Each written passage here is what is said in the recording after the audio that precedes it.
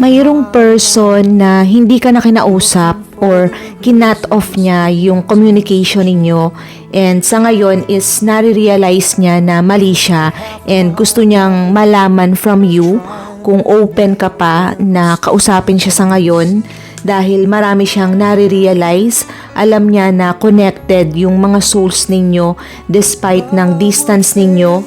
and alam niya na mahal ka pa rin niya and hindi ka mawala sa isip niya. May indication na maaring nagkaroon ng hindi magandang pattern dito sa dynamic ng connection ninyo before, or may mga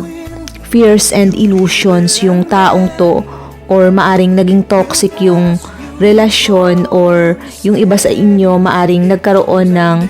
ibang taong involved